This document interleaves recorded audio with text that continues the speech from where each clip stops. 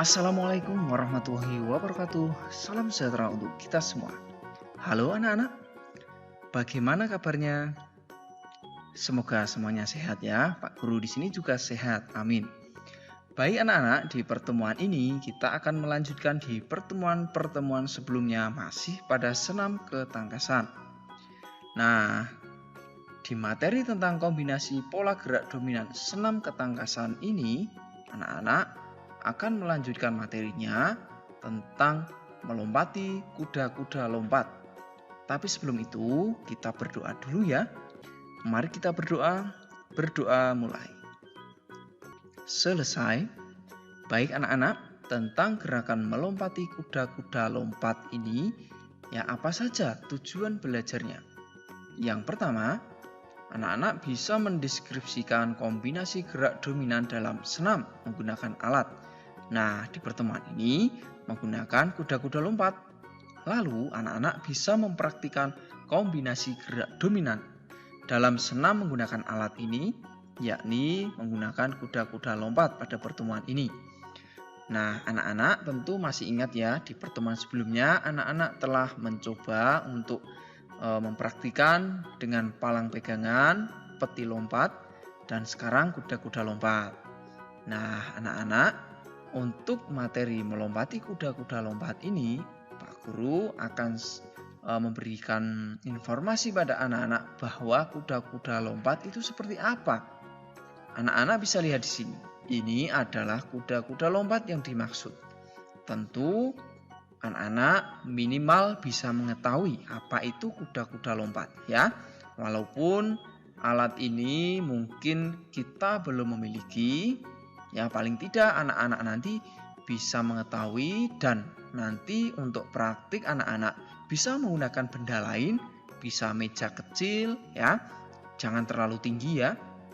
Kemudian benda lain yang intinya anak-anak bisa melompatinya.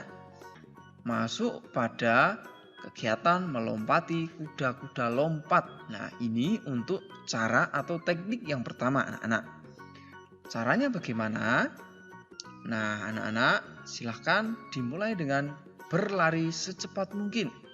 Kemudian lakukan gerak melompati kuda-kuda lompat tersebut. Saat melompat, bertumpulah menggunakan kedua tangan. Seperti ini kurang lebih. Lalu lakukan dorongan ke kuda-kuda lompat agar badan tidak menyentuh kuda-kuda lompat. Buka kedua kaki selebar mungkin saat melewati kuda-kuda lompat ini. Ya. Nah, seperti ini buah kakinya. Selanjutnya saat melayang, kaki kembali dirapatkan untuk bersiap mendarat seperti ini. Kemudian condongkan badan ke depan dan pandangan mengarah ke depan. Lalu mendaratlah menggunakan kedua kaki. Kaki sedikit ditekuk untuk mengurangi benturan. Nah, begitu anak-anak untuk gerakan pertama, melompati kuda-kuda lompat. Nah, sebenarnya teknik melompati kuda-kuda lompat ini hampir sama yang pernah anak-anak pelajari untuk melompati peti lompat. Ya, hanya media atau sarannya yang berbeda, yakni kuda-kuda lompat. Kemudian kedua tangan diayunkan ke depan untuk menjaga keseimbangan anak-anak, jangan lupa. Dan berdirilah dengan sikap tegak untuk mengakhiri rangkaian gerakan dari melompati kuda-kuda lompat ini. Nah, secara utuh anak-anak bisa lihat gerakan berikut ya. Berlari, kemudian tangan menolak, dan kaki dibuka lompat, kaki rapat untuk mendarat, dan sikap siap atau sikap sempurna. Begitu anak-anak. Bagaimana, bisa dimengerti ya? Baik, kita lanjutkan anak-anak untuk melompati kuda-kuda lompat yang kedua. Nah, biasanya anak-anak untuk teknik atau melompati kuda-kuda lompat ini biasanya menggunakan benda menyerupai per ya, atau papan injak. Nah, papan injak ini ketika diinjak atau melakukan tolakan di sini, anak-anak akan bisa terbantu lompatannya, atau lompatannya akan lebih tinggi karena terdorong oleh papan tolakan yang di dalamnya ada per. Nah, bagaimana cara melakukannya anak-anak? Nah, anak-anak bisa mulai dengan lari, kemudian melakukan tolakan, ya. Kemudian anak-anak setelah menolak, ya, akan terlompat, ya, melompat, kemudian berdiri di atas kuda-kuda lompat, kemudian silahkan turun, ya, dan mendarat.